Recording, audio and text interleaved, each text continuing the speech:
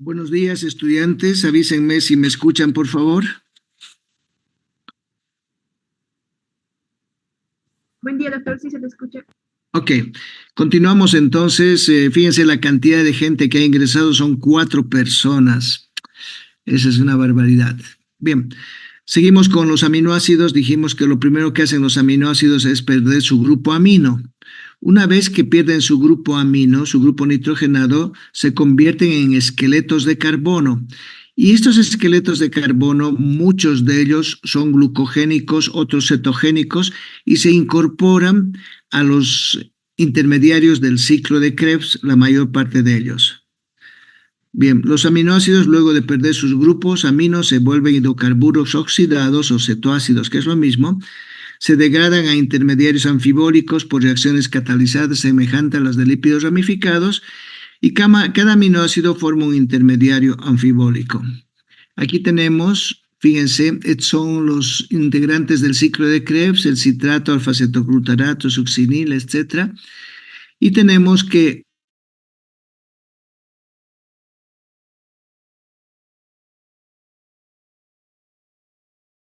uno de los aminoácidos más importantes es el glutaminasa, glutamato en alfa-cetoglutarato. Pero al glutamato se incorpora arginina, histidina, prolina y glutamina. Entonces hay muchos aminoácidos que se convierten en glutamato y el glutamato es el vector que va a unirse al alfa-cetoglutarato, convertirse en alfa-cetoglutarato y participar en todo lo que es el ciclo del ácido cítrico.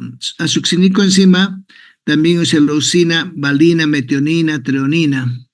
Al fumarato, fenilalanina, tirosina, al oxalacetato, aspartato, asparagina, a la acetilcoenzima, isoleucina, leucina, triptófano, al piruvato, alanina, cisteína, glicina, serina. Uno de los más importantes es alanina, que se convierte en piruvato.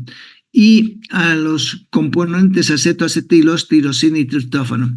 Entonces, si se fijan ustedes, los diferentes esqueletos de carbón de los aminoácidos que han perdido su grupo nitrogenado se van a incorporar a los diferentes integrantes del ciclo de Krebs. Aquí lo mismo. Hemos dicho oxalacetato, aquí está el oxalacetato, el alfa-cetoglutarato, quizás el alfa-cetoglutarato sea el más importante, el glutamato es el que va a ingresar de lleno ahí, y tenemos los mismos que hemos visto hace un instante. Los aminoácidos tienen muchas funciones, no solamente la de formar polipéptidos y proteínas al unirse y al polimerizarse, sino que pueden formar parte de los fosfolípidos, tal es el caso de la fosfatidilcerina. Serina es un aminoácido con alcohol y es el único que va a participar en la formación de fosfolípidos. También aportan grupos nitrogenados para todas las reacciones que se requieren, transportan nitrógeno como la glutamina y se convierten en productos especializados como el hemo, la creatinina, purinas, pirimidinas, óxido nítrico, etc. Entonces vemos que los aminoácidos son muy versátiles, es decir, no solo su rol es convertirse en proteínas, se convierten en fosfolípidos, se convierten en productos especializados como las purinas, pirimidinas, que son imprescindibles para la formación de ácidos nucleicos, etcétera, etcétera. Los aminoácidos son extraordinariamente importantes para nosotros. Bien, vemos cómo entonces algunos aminoácidos se van a convertir en productos especializados. Uno de ellos es la homocisteína, que se forma a partir de la metionina y de la glicina, y aquí tenemos homocisteína. Hay que recordar que la homocisteína es un marcador biológico serológico de 2 enfermedades, una de ellas de diabetes y la otra de la posibilidad de lesión de las células endoteliales, por lo tanto de la enfermedad aterosclerosis. La homocisteinemia elevada altera y forma muchos peróxidos de hidrógenos, y los peróxidos de hidrógeno dañan las membranas, dañan el endotelio y ponen a que el LDL oxidado ingrese más rápidamente a ese tejido lesionado. Bien, veamos entonces. Los aminoácidos, hemos dicho, van a formar muchísimos compuestos. Aquí tenemos la glicina. La glicina va a participar en la síntesis del hemo. La glicina va a participar en síntesis de purinas, síntesis del glutatión, va a conjugarse para formar el ácido glicocólico, el ácido hipúrico, y va a participar en la síntesis de creatinina. Había que agregar aquí también que la glicina participa en la formación del colágeno. De cada 3 aminoácidos del colágeno, uno de ellos es glicina. Entonces, fíjense, en la síntesis del heme, ahí es excelente la acción de la glicina, en la formación del glutatión, que es el tripéptido más común y más versátil que tenemos y que sirve para formar leucotrienos y deshacernos de los radicales libres, para la formación de ácidos biliares, el ácido biliar glicocólico o glucocólico, o su nombre como está acá, es un ácido biliar primario que se forma por la unión de el ácido cólico más glicina. Ahí tenemos un componente, algunos lo llaman ya por esta conjugación sales, eso es muy discutible si se llama sal o se llama ácido. De todas maneras, está conjugado el ácido cólico, ácido biliar. La alanina forma parte del ácido pantoténico y formación del acetato. Acuérdense que el ácido pantoténico es imprescindible para nosotros porque va a formar coenzima A. Y la coenzima A es un activador de muchas moléculas y es importantísimo en toda nuestra bioquímica. La serina va a dar lugar a la síntesis de esfingosina, síntesis de purinas y pirimidinas. Si se acuerdan ustedes, la esfingosina es un alcohol muy grande que se va a unir a los lípidos, a los ácidos grasos, y va a formar las ceramidas. La metionina es un donador de metilos en su principal función. La cisteína va a participar en la síntesis de coenzima A, sulfato urinario. La cisteína es imprescindible para que el glutatión esté activo, es el aminoácido más importante, y la cisteína está relacionado con los leucotrienos en función a la producción de una reacción anafiláctica. La histidina forma histamina, que es una amina biológica relacionado mucho con la reacción alérgica. El ácido aspartico forma pirimidinas y las pirimidinas son parte de los ácidos nucleicos, de la formación de los ácidos nucleicos. La valina va a formar otra vuelta ácido pantoténico, lisina, cadaverina, el triptófano, esto sí nos interesa mucho. Triptófano forma la serotonina. La serotonina se abrevia como 5-HT porque significa 5-hidroxitriptófano y da lugar el exceso de serotonina a una enfermedad que se llama enfermedad carcinoide.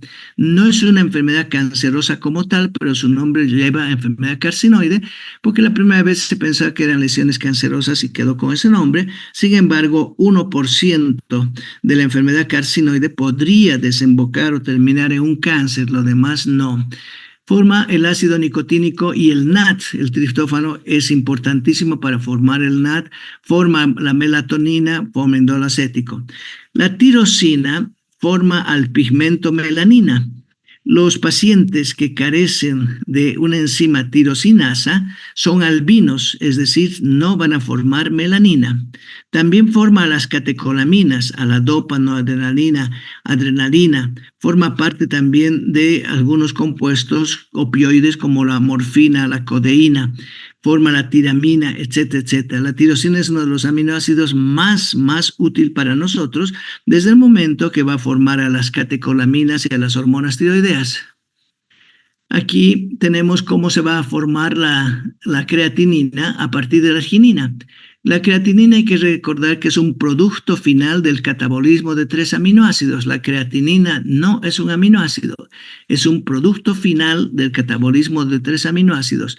Esos 3 aminoácidos que participan en diferentes tejidos y al final el tejido muscular es el que más creatinina va a proveer a la sangre. La creatinina va a salir a la sangre y tiene que ser eliminada por el riñón. El nivel de creatinina, la concentración de creatinina refleja la función renal. La creatinina no debe ser más de 1.0. Eso significa que el riñón está funcionando muy bien. Cuando la creatinina está en niveles muy altos, significa en la mayor parte de las veces una insuficiencia renal. Veamos cómo se forma la carnitina. Para la carnitina participa la arginina. La arginina se junta en el riñón con glicina y da lugar a 2 compuestos. Uno, la ornitina, tal como en el ciclo de la urea, y el guanido acetato. Este guanido acetato se dirige al hígado y pide a la metionina, aquí está el segundo aminoácido, aquí está la glicina, y la metionina generalmente viene con adenosil, es decir, siempre está modificada, y la metionina en el hígado con el guanido acetato va a formar creatina, y el adencilmetionina va a salir como cisteína. Ahí tenemos la fuente más importante de homocisteína, que vuelvo a decir es un marcador biológico plasmático que nos indica enfermedades. En el hígado entonces se ha formado creatina, no creatinina, creatina. Luego esta creatina se fosforila por una quinasa, creatinfosfoquinasa, y se convierte en creatina fosfato.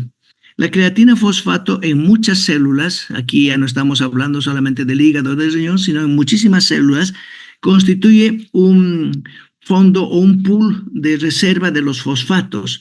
No se olviden que los fosfatos van a ir a formar el ADP y a partir del AMP forman el ADP y el ATP. Entonces tenemos ahí que la fuente más importante de fosfatos de alta energía en las células lo constituye la creatinfosfato. Pero volvamos a la creatinina. Pasamos de arginina más glicina, se forma guanido acetato o ácido guanido acetato, luego la creatina como tal uniéndose con la metionina y por una quinasa se fosforila y nos forma creatina fosfato.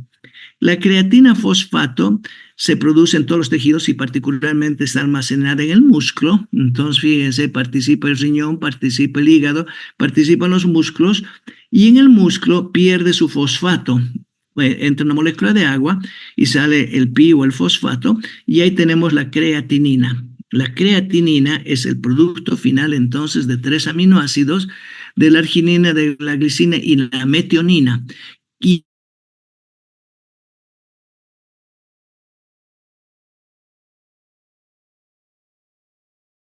Y en la que participan el lugar donde se almacena creatinfosfato en grandes cantidades, pierde su fósforo y tenemos creatinina. Y la creatinina sale a la sangre y tiene que ser depurada, tiene que ser eliminada por el riñón. Bien, la arginina también forma óxido nítrico. Ahí tenemos cómo se va a formar el óxido nítrico. El óxido nítrico tiene una enzima que se llama óxido nítrico sintasa.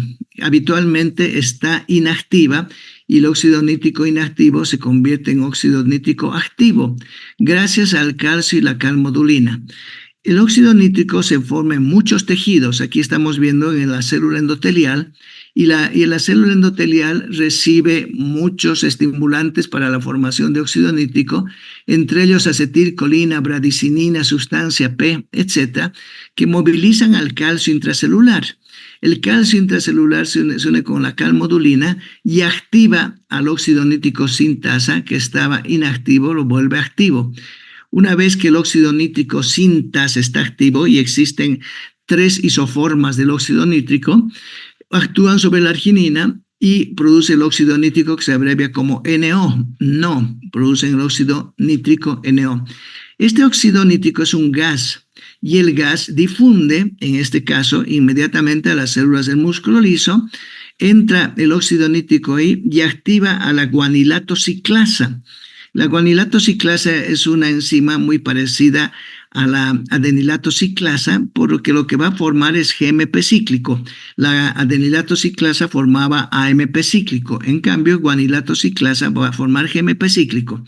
Esta guanilato ciclasa no estaba activada, se activa gracias al óxido nítrico, busca al GTP en la célula del músculo liso y el GTP se convierte en GMP cíclico y el GMP cíclico lleva a la relajación del músculo liso de las células. Entonces el óxido nítrico es un relajante del músculo, es un vasodilatador, es un gas, es un compuesto formado a partir de la arginina en muchas células con diferentes isoformas de la óxido nítrico sintasa. Algunas óxido nítrico sintasas son inducidas y otras son constitutivas. Constitutivas significa que siempre se va a formar e inducidas que pueden formarse en situaciones diferentes. La mayor parte de estas enzimas son estimuladas por la acetilcolina, bradicinina y el calcio, pero no todas ellas son estimuladas por el calcio. Bien, La ornitina, que era un producto intermedio del ciclo de la urea y también estamos viendo en la formación de creatina, forma las poliaminas. Las poliaminas se constituyen en factores de crecimiento, estabilizan al ADN, etcétera, etcétera. Tenemos la ornitina que va a formar a la putrescina a la espermidina y la espermidina en la espermina. Si ustedes analizan los nombres, estos nombres es por el lugar donde se va a encontrar.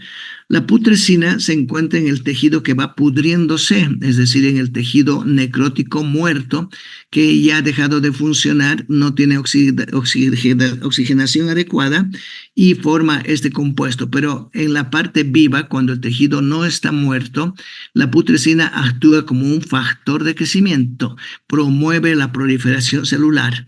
Ahí entra metionina. También estamos diciendo, se forma luego de la putrescina la espermidina, y la espermidina utiliza también metionina, y la espermidina se produce en los testículos, en los espermatozoides, y la espermina también. Entonces, estas poliaminas son importantes, originadas en la ornitina, y su rol va a ser sobre todo de actuar como factores de crecimiento, regulando la proliferación celular.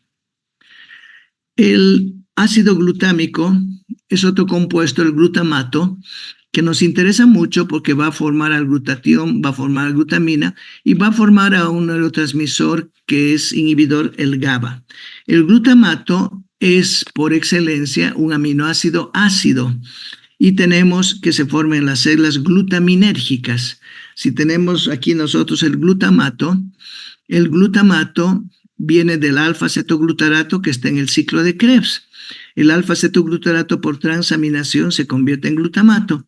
El glutamato está en la célula glutaminérgica y tiene varias formas de actuar. Una de ellas, salir inmediatamente, ir a la hendidura sináptica, buscar su receptor en las células postsinápticas. Y la otra es que una vez que sale, inmediatamente es recapturado. Esto se llama recaptación. Y el glutamato vuelve a ingresar a la célula glutaminérgica, al terminal presináptico, para nuevamente constituirse en una cantidad importante ahí adentro. Ahí tenemos el glutamato, gracias a la glutamina sintetasa, se convierte en glutamina. La glutamina participa e ingresa a la célula terminal, a la terminal presináptica de la célula glutaminérgica, y por la glutaminasa se convierte en glutamato. Acuérdense de estas enzimas que habíamos visto, glutaminasa y glutamina sintetasa, convierte el glutamato en glutamina y el otro la glutamina en glutamato. Sea como fuere, el glutamato sale de la célula y va a buscar sus receptores. Sus receptores son tres: el AMPA, el kainato y el receptor ionotrópico. Entonces hay receptores ionotrópicos de tipo 1 y receptores de tipo 2 para el glutamato. Los más importantes para el glutamato son el AMPA y el NMDA, y el kainato como receptores de tipo 2. Y además moviliza a los iones de calcio en las células que tienen sus receptores, en sus células blanco. Luego el glutamato, por una carboxilación, se convierte en GABA. Aquí tenemos lo mismo que hemos hablado. El glutamato se une a la cisteína, forma glutamilcisteína, la glicina se une y forma el glutatión. El glutatión es el tripéptido más importante antioxidante que tenemos en el cuerpo. El glutamato forma el GABA. El GABA es uno de los neurotransmisores más importantes, es a la inversa del glutamato, es inhibidor. El glutamato era excitador y el glutamato en exceso puede matar a la persona. Entonces, el GABA es el ácido gamma aminobutírico y el GABA es un producto de la descarboxilación del glutamato. También se va a formar en las células GABAérgicas, que se van a llamar glutaminérgicas porque igual se forma por una descarboxilación. La descarboxilación es muy rápida, pierde un CO2 el glutamato y se convierte en GABA. El GABA tenemos ahí que se ha formado y se genera, se acumula en vesículas. En vesículas, el GABA lo tenemos ahí, y gracias a que hay un estímulo iónico por el ingreso de calcio, el GABA inmediatamente se dirige a la hendidura sináptica y sale el GABA hacia la hendidura sináptica a buscar sus receptores. Los principales receptores para el GABA son de tipo 1, es decir, son receptores moduladores de iones, y al ion que modulan es al cloro. En una palabra, sus receptores aumentan el ingreso de cloruro al interior de la célula, y el ingreso de cloruro estabiliza las neuronas, por lo tanto es un inhibidor y puede hacer pasar cualquier estado de excitación nerviosa muy fácilmente por su acción de ingreso de cloruro para que se despolarice la membrana y deje de mandar el impulso nervioso. También hay receptores excitatorios para el GABA, que son muy pocos, que movilizan el sodio. La gran mayoría de los receptores para el GABA son canales para el cloruro, porque va a producir una inhibición. El GABA es un inhibidor en potencia. Hay otros medicamentos que semejan al GABA y que utilizan el mismo receptor para estimular el ingreso de cloruro o el ingreso de sodio. Bien, la enzima que falta en los albinos son una consecuencia de la ausencia de una enzima, y es una enfermedad congénita. Aquí vemos en la foto, hay una familia africana y toditos son de raza negra, pero los últimos hijos, que son mellizos, son absolutamente blancos, no tienen pigmento ni en el cabello, ni en la piel, ni en los ojos, pero son de la propia madre y son del padre, es decir, toditos son hermanos, pero esto es de piel blanca. Los constituyen en algunas tribus como dioses, los piensan que son como dioses porque han venido con un color diferente, pero en otros afecta mucho su vida en unas tribus. El albinismo entonces es un conjunto de condiciones congénitas heredadas que afectan a los humanos y se caracteriza por la ausencia y disminución del pigmento melanina en la piel, los ojos, el cabello, etcétera, etcétera. Aquí vemos un albino absolutamente, el color de su piel, de su cabello es casi blanco, su piel es muy blanca, el ojo no tiene un pigmento, el iris adecuado, aparentemente puede ser verde, puede ser celeste, en algunos casos diferente. Se presenta cuando uno de varios defectos genéticos hace que el cuerpo sea incapaz de producir o distribuir melanina, una sustancia natural que da color al cabello, la piel, etc. El albinismo es hereditario y hay el cromosoma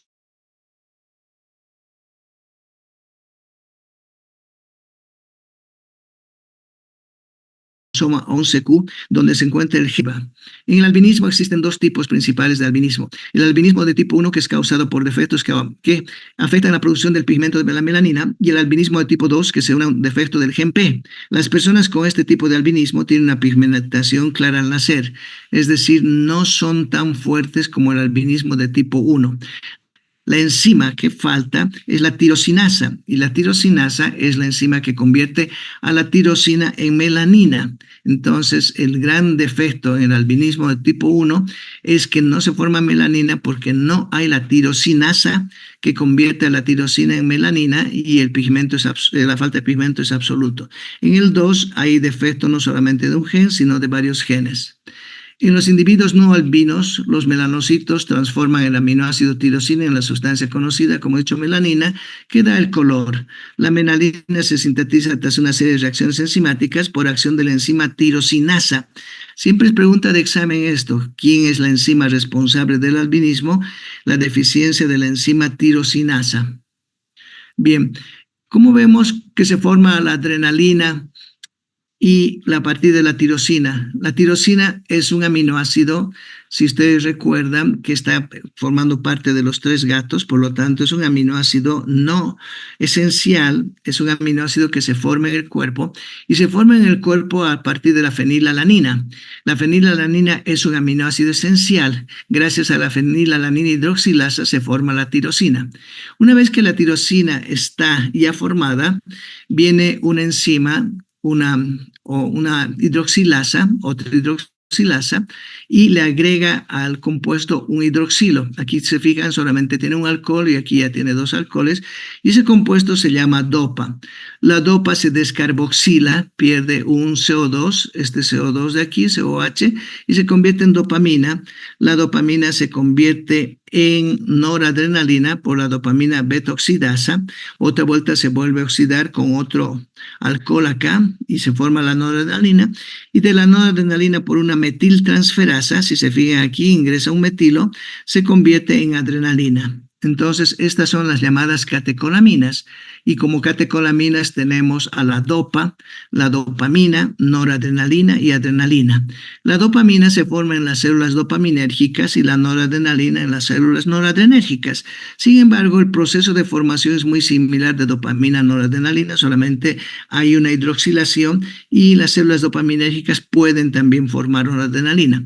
Al tal punto es que la dopamina tiene receptores específicos que se llaman D1, D2 y la noradrenalina tiene receptores alfa y beta adrenérgicos.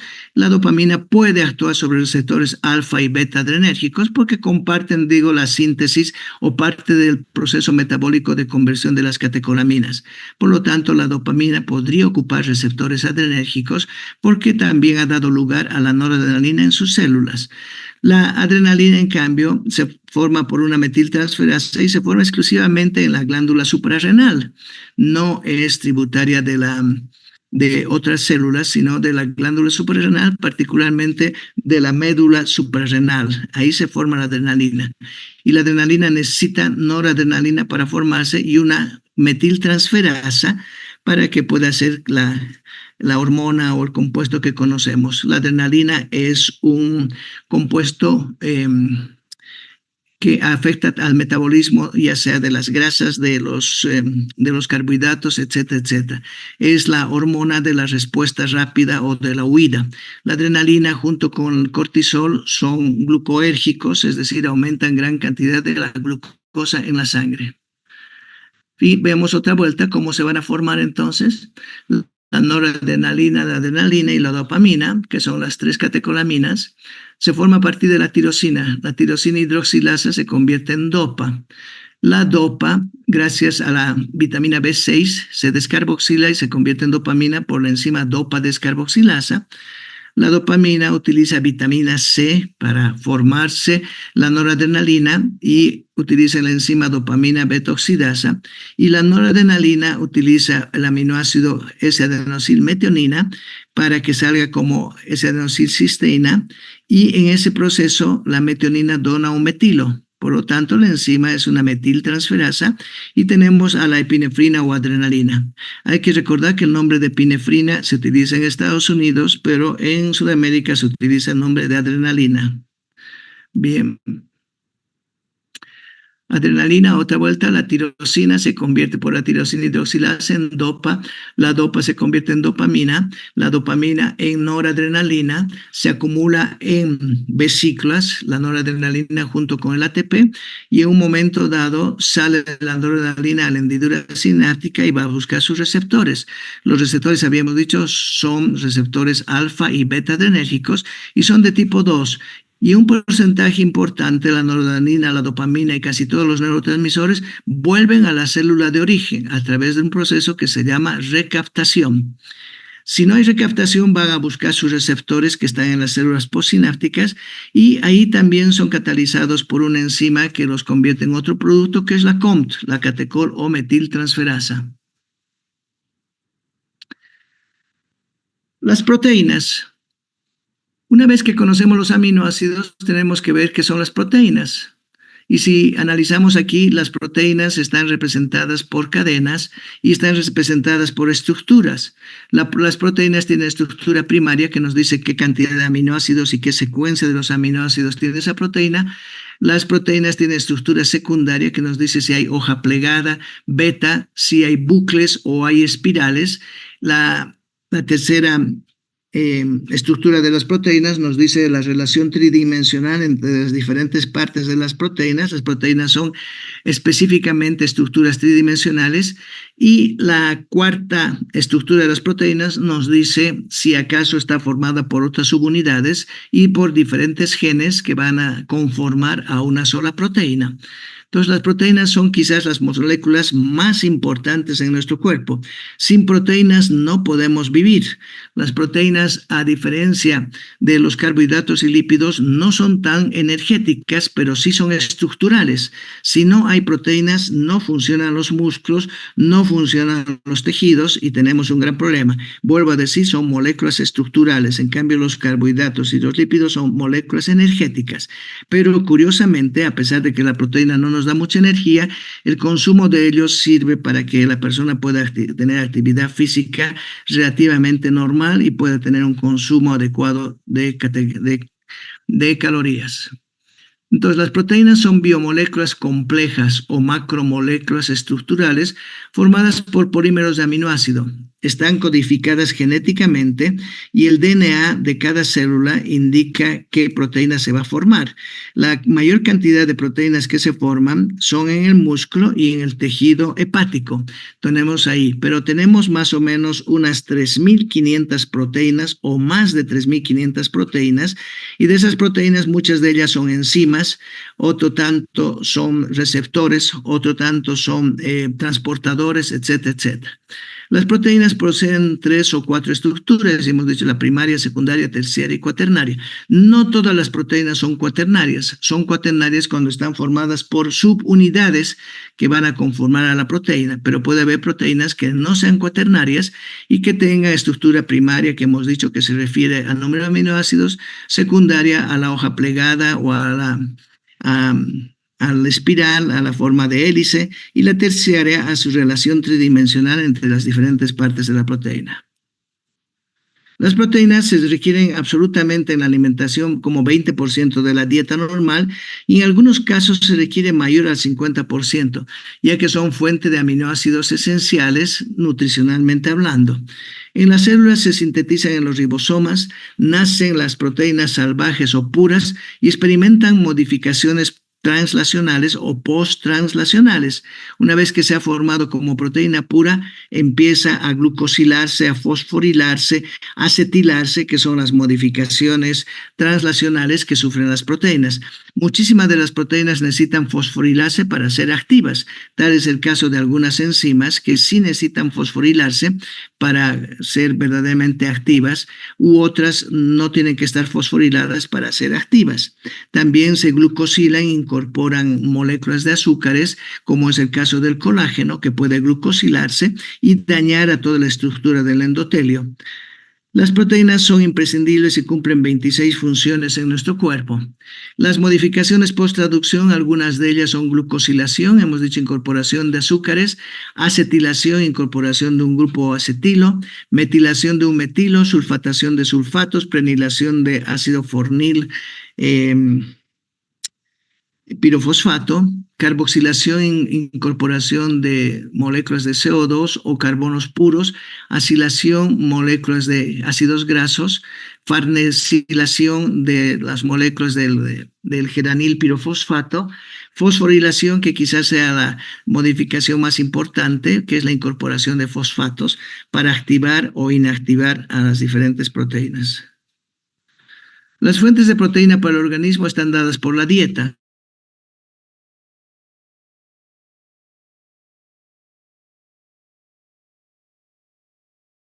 Tenemos proteínas animales y proteínas por la síntesis de proteínas de novo a partir de la proteólisis programada.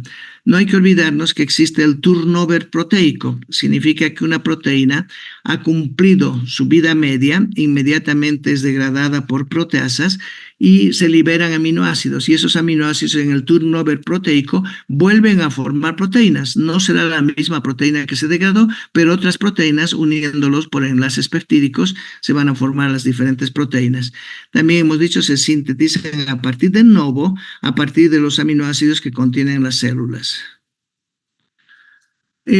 Proteínas en la alimentación imprescindibles son: las proteínas aumentan la fuerza en general, aumentan la captación de oxígeno, aumentan el contenido de hemoglobina de los glóbulos rojos, reducen la grasa corporal, disminuyen la fatiga, producen recuperación más rápida después de los entrenamientos y dan mucha fuerza al paciente. Entonces incrementan la fuerza en general, incrementan la captación de oxígeno, incrementan el contenido de hemoglobina, reducen la grasa corporal, disminuyen la fatiga, producen una recuperación más rápida después de los entrenamientos. Una persona que consume proteínas, ya sea dada por los alimentos como la carne, la leche, el huevo, va a estar más activo y más ágil que una persona que no consume proteínas. El contenido de proteínas de los diferentes compuestos, fíjense, hay la mantequilla que tiene muy poca proteína, el queso graso curiosamente tiene harta proteína, los frijoles o llámense los porotos, las lentejas, los garbanzos son fuente importante de proteínas.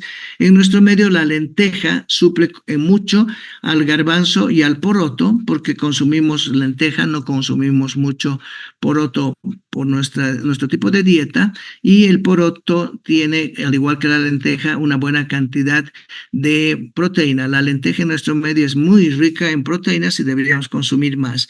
Fíjense que el maíz tiene muy poco, las papas casi nada, la leche pura tiene un poco también, no tiene mucho, la carne de res es la que principalmente tiene una de las cantidades más grandes.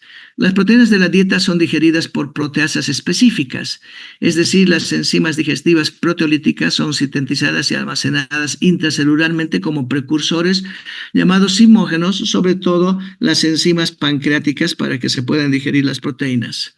Tenemos diferentes proteasas digestivas. La pepsina es derivado del pepsinógeno producido en el estómago, contiene un sitio activo para el aspartato y rompe ahí a las proteínas donde hay aspartato en su unión a otro aminoácido. La mayor parte son serinproteasas, rompen el enlace con serina en los diferentes sitios donde aparece este aminoácido, y tenemos como serinproteasas a la tripsina, quimotripsina, elastasa y carboxipeptidasa, que son las 4 enzimas más importantes del páncreas para que podamos digerir las proteínas. Las proteínas tienen que ser convertidas en aminoácidos y esos aminoácidos recién incorporarse al intestino y pasar a la sangre para ir a las distintas partes del cuerpo. Tenemos entonces las 4 enzimas pancreáticas importantes: tripsina, quimotripsina, elastasa y carboxipeptidasa. Estas enzimas en el páncreas no están activos, pero inmediatamente ingresan al duodeno, se activan estas enzimas por unas moléculas activadoras de las enzimas pancreáticas para que el tripsinógeno, que era un precursor, se convierta en tripsina. La quimotripsinógeno se convierte en quimotripsina, la proelastasa lo mismo, la procarboxipeptidasa lo mismo, cosa de que puedan romper a las proteínas, proteolizarlas y puedan convertir en aminoácidos para que sean absorbidos. La tripsina rompe el enlace entre lisina y arginina del extremo carboxiterminal de la proteína. La quimotripsina rompe el enlace fenilalanina tirosina y triptófano y otros aminoácidos del extremo carboxiterminal. La elastasa también va a romper enlaces de alanina en el extremo carboxiterminal, y la carboxipeptidasa son exopeptidasas producidas por el CAM. La carboxipeptidasa cliva o rompe los enlaces de alanina y tripsina. La síntesis y degradación de las proteínas son condiciones básicas para mantener la vida. Cada día se degradan entre 1 a 2% de las proteínas totales, sobre todo las musculares. Muy bien, aquí quedamos, estimados estudiantes. El día jueves terminamos este tema de lo que es aminoácidos y proteínas. Que tenga un buen día. Hasta luego. Gracias, doctor. Hasta luego.